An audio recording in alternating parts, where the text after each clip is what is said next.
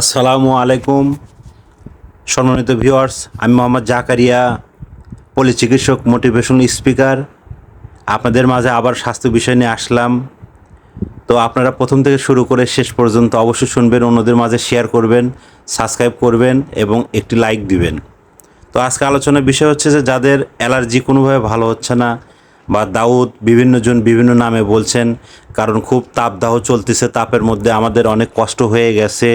দেখা যাচ্ছে বিভিন্ন জায়গায় আমরা হাত দিয়ে বা নখ দিয়ে টাচ করতেছি, আমরা এই ধরনের টাচ করব না। বা শিশু বাচ্চাদের বা যাদের 18 বছর বয়সের ঊর্ধ্বে বা যাদের 40 বছর, বিভিন্ন মানুষের শরীরে দেখা গেছে আসলে অতিরিক্ত টেম্পারেচার বা 40-এর উপরেও আপনার তাপমাত্রা হয়ে গেছে। কারণ আমরা প্রতিদিন গাছ কাটি বা আমাদের অক্সিজেন সমস্যা, আমাদের দূষিত বায়ু বা বিভিন্ন সমস্যা পর্যায়ের কারণে। আর এই রোগগুলো সাধারণত আপনার শীতের সময় এই ধরনের হয়ে থাকে।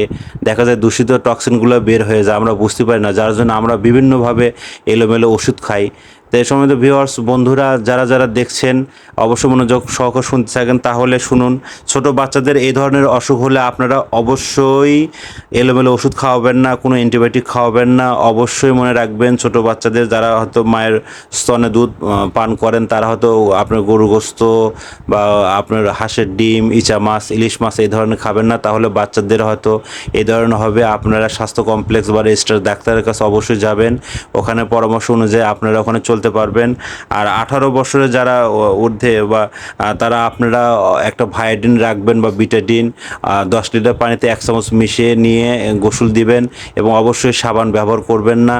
এবং নিজের প্রতি লক্ষ্য রাখবেন, নিজেকে ভালোবাসবেন এবং যত তাপদাহ চলতেছে একটু ছিয়াতে বা ঠান্ডাতে আসবেন, একটু বাতাস লাগাবেন। রাত্রিতে যখন শুবেন ওখানে একটু আপনি বাতাস লাগানোর চেষ্টা করবেন। আশেপাশের পরিবেশ একটু বন্ধ রেখে বা একটু অন্ধকারভাবে রেখে আপনারা চেষ্টা করবেন, যে বয়সে হয়ে থাকুক এই ধরনের অসুখ, এটা ভালো হয়। আপনারা টেনশন করবেন না।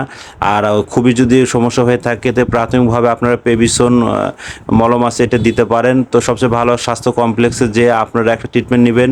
তো সময় ভিউয়ার্স, আমি বিভিন্ন সময় আপনাদের মাঝে স্বাস্থ্য বিষয়ে টিপস নিয়ে এসে থাকি। আপনাদের মাঝে কেমন লাগে আপনারা লাইক বা কমেন্ট করে জানালে আমি বুঝতে পারবো, তাহলে আপনাদের মাঝে নতুন নতুন ভিডিও নিয়ে আসতে পারবো। তো আপনারা বিরাজ মেডিকেল বড় হাতের লেখে অবশ্যই সাবস্ক্রাইব করবেন, শেয়ার করবেন এবং নেক্সট ভিডিও নিয়ে আসবো। তো ভালো থাকবেন, আবার দেখা হবে, আবার আসবো ঠিক একই সময়ে।